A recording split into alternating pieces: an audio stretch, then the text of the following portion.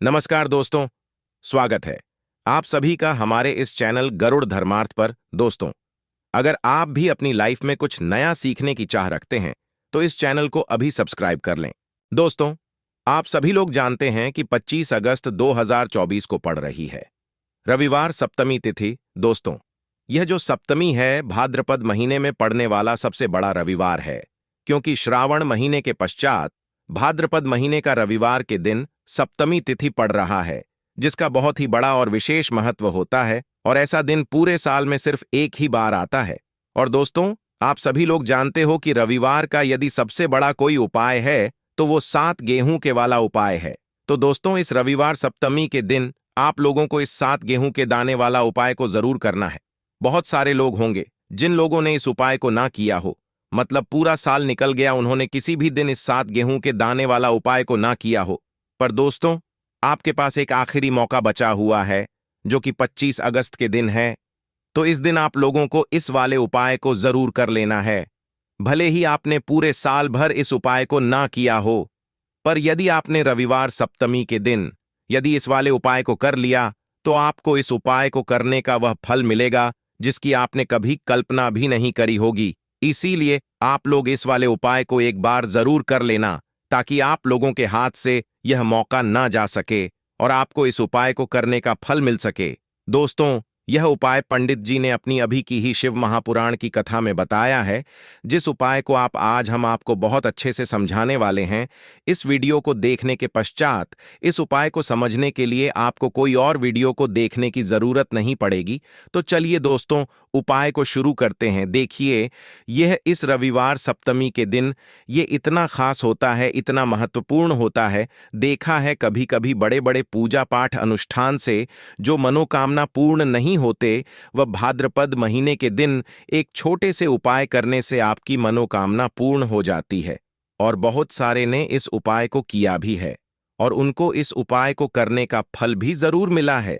यदि आप लोग भी इस उपाय को करना चाहते हैं तो आप इस उपाय को पहले अच्छे से समझ लेना, सुन लेना, उसके पश्चात करना। आपको इस उपाय का फल जरूर मिलेगा। और इस उपाय को कर लेने से आपके घर में चाहे किसी भी प्रकार की दुख और समस्या क्यों ना चल रही हो, आपको उसका कारण भी नहीं पता है कि भाई यह समस्या किस कारण से चल रही है। उसका कुछ भी कारण हो सकता है, जैसे पितृदोष हो सकता है या किसी भी तरह का मंगल दोष भी हो सकता है। तो इस दिन आप लोगों को यह वाला उपाय कर लेना है। यह एक ऐसा उपाय है जिस उपाय को यदि किसी विशेष दिन पर किया जाए तो भाई उस विशेष दिन का जो है वह तो हमें मिलता ही मिलता है, पर हमने उस दिन पर इस उपाय को किया है तो हमें उससे भी बड़ा फल मिलता है। और फल बहुत जल्दी मिलता है, क्योंकि आप इस उपाय को बहुत ही बड़े और विशेष दिन पर कर रहे हो। तो चलिए चलिए अब उपाय के बारे में बात करते हैं, किंतु उससे पहले आप लोगों को यह जानना आवश्यक है कि आखिर यह उपाय किस समय करना है, किसको करना है और कैसे करना है। तो चलिए हम आगे आपको वीडियो में एक एक करके बता देते हैं। तो दोस्तों, इस 7 गेहूं के दाने वाला उपाय को हमें इस रविवार सप्तमी के दिन कैसे करना है, किसको करना है, किस समय करना है और कहां पर करना है, ये सारे सवालों के जवाब आपको इस वीडियो में मिल जाएंगे। और जो ये वीडियो देख भाई, उसको 7 गेहूं के दाने वाला उपाय जरूर करना चाहिए, क्योंकि इस दिन गेहूं का भी बहुत ही बड़ा और विशेष महत्व होता है। और जब बात आज और यह एक बहुत ही बड़ा उपाय हो जाता है इस रविवार का, तो अब दोस्तों, इस 7 गेहूं के दाने वाला उपाय को आखिर करना किसको है, सबसे पहले हम लोग वह बात जान लेते हैं।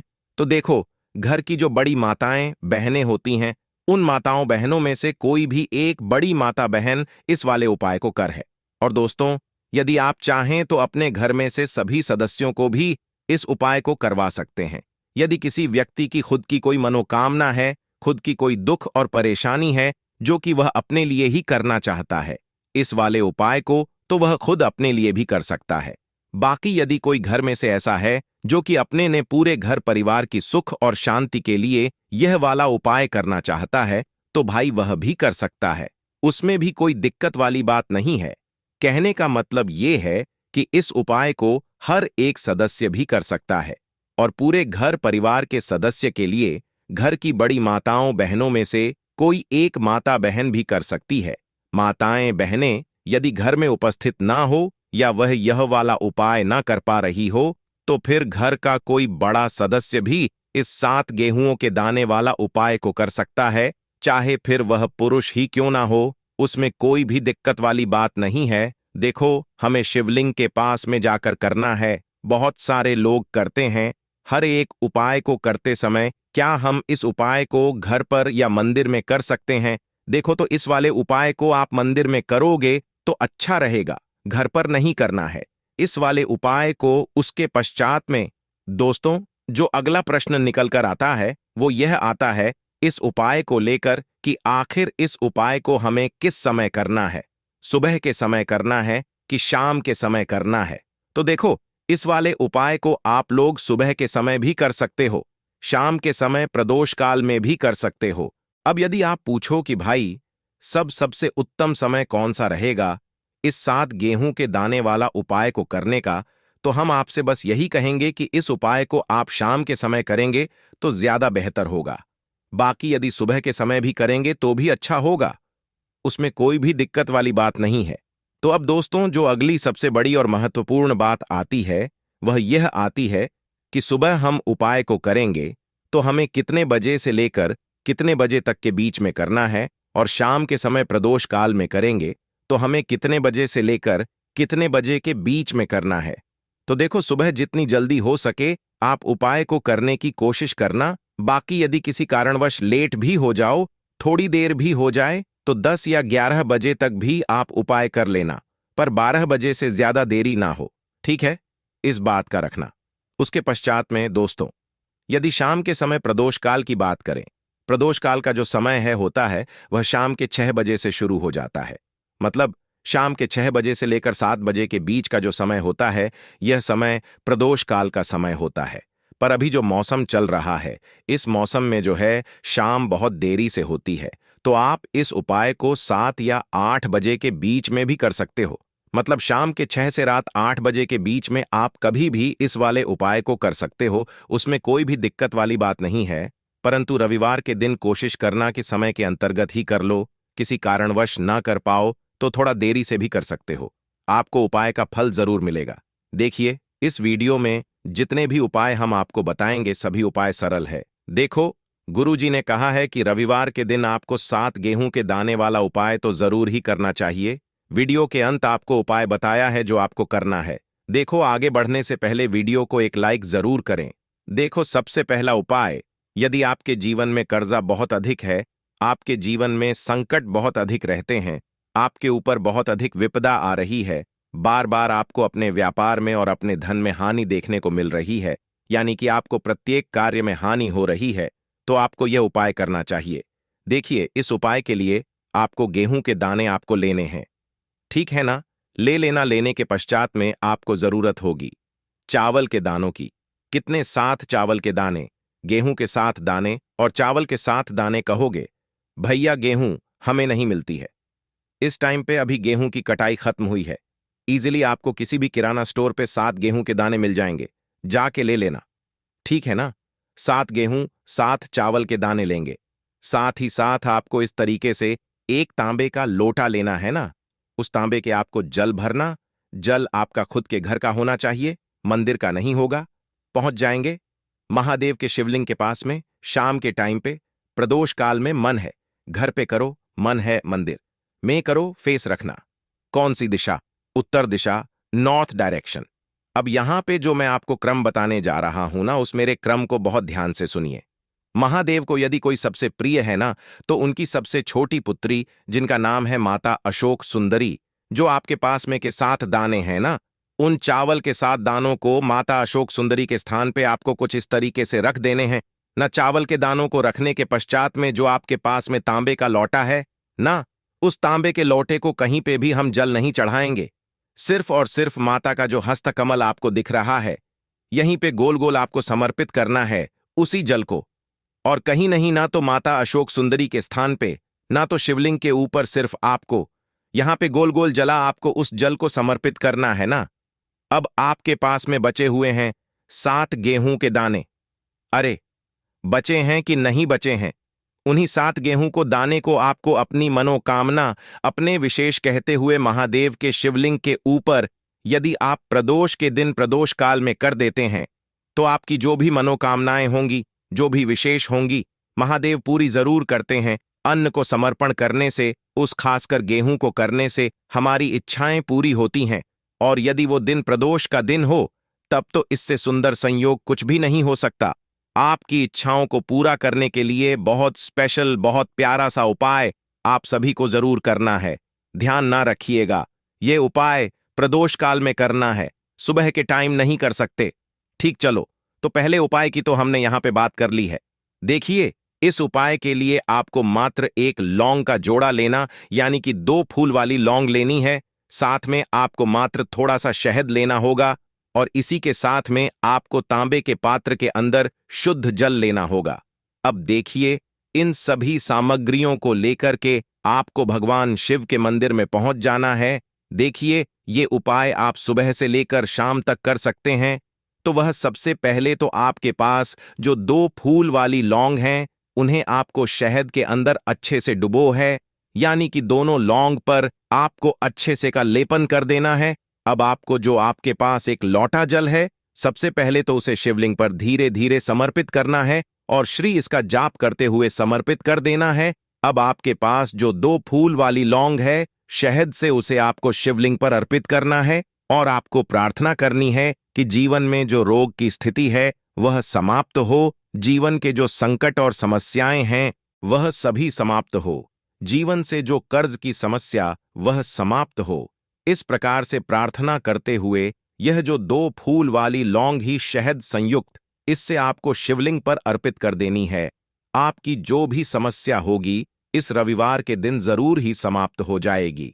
तो इस प्रकार से आपको पहला उपाय करना है। अब हम बात कर लेते हैं दूसरे उपाय के बारे में। देखो, यह उपाय आपके लिए सर्वश्रेष्ठ होने वाला है। देखिए, इस उपाय के लिए आपको मात्र 5 हरे मूंग के दाने आपको साबुत लेने हैं, खंडित नहीं होने चाहिए, इस बात का ध्यान रखें। और इसी के साथ मैं आपको एक तांबे के पात्र के अंदर अपने घर से शुद्ध जल ले लेना है। अब दोस्तों, इन सभी सामग्रियों को लेकर के आपको सीधे पहुंच जाना है भगवान शिव के मंदिर में। देखिए, इस उपाय को भी आप सुबह भी कर सकते हैं और शाम के समय में भी कर सकते हैं। देखिए, भगवान शिव के मंदिर में पहुंचने के पश्चात आपके पास जो 5 हरे मूंग, उनमें से पहला जो हरा मूंग है, आपको शिवलिंग के सामने जो नंदी महाराज होते हैं और उनका जो पैर उठा हुआ होता है, वहां पर आपको पहला हरा मूंग समर्पित कर देना है और आपको ओम नमः शिवाय इसका जाप कर लेना है। फिर आपको दूसरा हरा मूंग लेना है और शिवलिंग पर जो श्री गणेश जी वाला स्थान होता है, वहां पर आपको यह दूसरा हरा मूंग समर्पित कर देना है, यानी कि शिवलिंग के सीधे तरफ आपको यह दूसरा हरा मूंग समर्पित है। और फिर आपको ओम नमः शिवाय या फिर श्री गणेशाय इसका जाप कर लेना है। तीसरा हरा मूंग का दान आपको भगवान शिव की सबसे प्रिय पुत्री माता अशोक सुंदरी वाले स्थान पर समर्पित करना होगा। शिव की जो जलाधारी होती है, जहां से जल बह करके आता है, उसी जलाधारी के बीच में जो कहीं कहीं उठी हुई लाइन होती है सांप की आकृति के रूप में, वहीं पर आपको तीसरा हरा मूंग समर्पित करना और फिर आपको ओम नमः शिवाय इसका जाप कर लेना है। अब दोस्तों, चौथा जो हरा मूंग है, उसे आपको भगवान कार्तिकेय जी का जो स्थान होता है शिवलिंग पर, वहां पर आपको यह चौथा हरा मूंग का दाना समर्पित कर देना है और आपको ओम नमः शिवाय इसका जाप कर लेना है। अब दोस्तों, आपके पास जो 5वां और अंतिम हरा मूंग बचा हुआ है, उससे जल के पात्र के अंदर डाल देना है और इस हरे मूंग से युक्त जल से आपको भगवान शिवलिंग का अभिषेक कर देना है। जल आपको बिल्कुल धीरे धीरे समर्पित करते जाना है और लगातार आपको शिव महापुराण के मूल श्री शिवाय नमस्तु भयम इसका जाप करते रहना है। फिर आपको शिवलिंग के सामने बैठकर, यदि आप अपने बच्चों के लिए यह उपाय कर रहे हैं, यदि आप अपने बच्चों की बुद्धि, ज्ञान और विवेक के लिए उपाय कर रहे हैं, तो उसके लिए आपको प्रार्थना कर लेनी है। या फिर व्यापार में वृद्धि करने के लिए यह उपाय कर रहे हैं, तो उसकी कामना हुए आपको प्रार्थना कर लेनी है। या फिर अपनी नौकरी के लिए कर रहे हैं, या फिर अपने इंटरव्यू के लिए, या फिर धन की प्राप्ति के लिए कर रहे हैं, जिस भी कामना के लिए आप उपाय कर रहे हैं, उसे परिपूर्ण करने के लिए आपको महादेव से प्रार्थना कर लेनी है और फिर आपको वापस अपने घर आ जाना है। पूज्य गुरु जी ने कहा है कि जो भी व्यक्ति इस उपाय को कर लेता है तो यकीन मानिए आपके जीवन की जो सारे संकट, कष्ट और बाधाएं ही वह सभी समाप्त होंगे। अब हम बात करते हैं अगले उपाय की। इस उपाय के लिए आपको एक दीपक लेना है। दीपक आप मिट्टी का भी ले सकते हैं और शुद्ध आटा मढ़कर उसका दीपक भी आप तैयार कर सकते हैं। दीपक के अंदर गोल बाती का प्रयोग करना है और दीपक के अंदर आपको शुद्ध घी का प्रयोग करना है। इसी के साथ में आपको मात्र एक फूल वाली लौंग लेनी होगी। अब यह एक दीपक और एक फूल वाली लौंग लेकर के सीधा आपको पहुंचना होगा बरगद के वृक्ष के वहां पर। देखिए, सबसे पहले तो आपके पास जो एक फूल वाली लौंग है उससे आपको बरगद के वृक्ष की जड़ में समर्पित करना है। देखिए, यदि आपके जीवन में कोई भी बड़ा संकट आने वाला है, कोई भी बड़ा कष्ट आने वाला है, तो वह इस उपाय के माध्यम से दूर होने वाला है। महादेव की विशेष कृपा रहेगी कि जो भी संकट आपके जीवन में आने वाला होगा वह भी दूर हो जाएगा। तो आपको एक लौंग समर्पित करनी है बरगद के वृक्ष की जड़ में और वहीं पर आपको जो है गोल बाती वाला दीपक जो आप लेकर के गए हैं उससे भी वहां पर प्रज्वलित कर देना है। करते हुए देखिए, जब भी आपको जीवन में इस साल लगने लगे कि आपके जीवन में कुछ भी अच्छा नहीं चल रहा है, तब भी आपको एक उपाय करना है। तो इस प्रकार से आपको यह उपाय करना है। अब हम जान लेते हैं चौथे विशेष उपाय के बारे में। देखें, यदि आपके विवाह में, शादी में कोई भी समस्या आ रही है, यदि आपका जो कर्ज है वह दिन पर दिन बढ़ते ही जा रहा है, तो आपको यह चमत्कारी उपाय करना चाहिए। कोई भी समस्या यदि जीवन में है तो दूर करने के लिए आपको ई उपाय करना चाहिए। मंगल दोष से जुड़ी हुई समस्या भी है तब भी आपको यह उपाय करना चाहिए। देखिए, इस उपाय के लिए आपको एक तांबे के पात्र के अंदर अपने घर से शुद्ध जल लेना है और इसी के साथ में आपको एक छुटकी लाल चंदन लेना होगा। अब आपको क्या करना है कि जो लाल चंदन आपने लिया है उसे आपको उससे जल के पात्र के अंदर डाल देना है और यह जल जो है आपको लाल चंदन से युक्त कर लेना है और यह लाल चंदन से युक्त जल आपको भगवान शिव के मंदिर में लेकर के पहुंचना है। किंतु यह उपाय भी आप सुबह से लेकर के शाम तक कर सकते हैं। अब दोस्तों, यह जो लाल चंदन से युक्त जल है इससे आपको भगवान शिव के शिवलिंग पर धीरे धीरे अर्पित कर देना है और आपको लगातार श्री शिवाय नमस्तु इसका जाप करते रहना है। देखिए, यदि आपके जीवन में विवाह से युद्ध समस्या चल रही है तो आपको मंगलेश्वर महादेव का मरण करना है और जीवन में अधिक कर्ज की समस्या है तो आपको एरियन मुक्तेश्वर महादेव का स्मरण करना है। देखना, एक दिन आपकी सब तरह की समस्या जल्दी ही समाप्त हो जाएगी। तो इस प्रकार से आपको यह चौथा उपाय करना है। अब हम जान लेते हैं अंतिम और पांचवें उपाय के बारे में। देखिए, रविवार का दिन है और हनुमान जी भगवान शिवा के रुद्र अवतार है, तो यह उपाय और भी खास हो जाता है। तो यह जो उपाय है विशेषकर आपको हनुमान के वहां पर ही करना होगा। देखिए, जब भी आपको ऐसा लगने लगे कि आपके जीवन में जो कर्ज है वह समाप्त ही नहीं हो पा रहा है, दिन प्रतिदिन बढ़ाते ही जा रहा है, कष्ट जो है वह दिन प्रतिदिन बढ़ाते ही जा रहे हैं, कष्ट जो है वह समाप्त ही नहीं हो पा रही है, यानी कि जीवन में जब भी कोई विपदा आती है, संकट आता है, तो हमें संकट मोचन हनुमान जी के मंदिर में जाना चाहिए। किंतु यह उपाय बहुत ही खास है। इस उपाय के लिए एक चौमुख दीपक तैयार करना होगा। आपको एक दीपक लेना है। दीपक के अंदर 4 बातियां, बाती के लिए आपको मोली वाला धागा आता है, कलावा का उसकी भी बना सकते हैं या फिर आप सफेद रुई की जो बत्तियां हैं उन्हें भी बना सकते हैं। अब आपको लेना है एक कटोरी सरसों का तेल और अब इस दीपक के अंदर या तो आपको चमेली का तेल डालना है या फिर जो आपने एक कटोरी सरसों का तेल लिया है उसमें आपको सरसों का तेल डालना है और इस साथ में आपको मात्र एक फूल वाली लौंग भी लेनी है। देखिए, अब जो ये दीपक है और लौंग है, इन दोनों का आपको हनुमान जी के मंदिर में लेकर के पहुंचना है। अब सबसे पहले तो यह जो चौमुखी दीपक है इसे आपको हनुमान जी के सामने प्रज्वलित करना है। दीपक को प्रज्वलित करने के पश्चात आपको वहीं पर एक बार हनुमान चालीसा का पाठ करना है या फिर आप आरण मोचक मंगल स्तोत्र का पाठ भी कर सकते हैं। अब आपके पास जो एक फूल वाली लौंग है से आपको अपने सीधे हाथ में रखना है।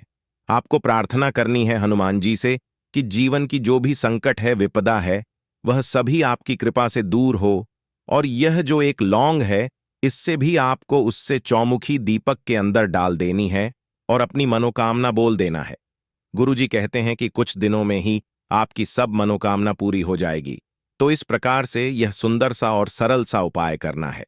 देखो, आज की वीडियो हमने आपको जितने भी उपाय बताए हैं, सभी उपाय बहुत ही सरल है जो आपको करने हैं। देखना, आपके जीवन के सारे संकट और कष्ट दूर होंगे। और गुरुजी ने कहा है कि रविवार के दिन आपको चौमुखी दीपक वाले उपाय को आपको जरूर ही करना चाहिए। इससे आपके जीवन से चारों तरफ से आने वाले संकट दूर हो जाएंगे। आशा है कि आज की इस प्रस्तुति में बताई गई जानकारी आपको अच्छे से समझ आ गई होगी। वीडियो अच्छा लगा हो तो एक लाइक जरूर कर दें। धन्यवाद वीडियो के अंत तक बने रहने के लिए।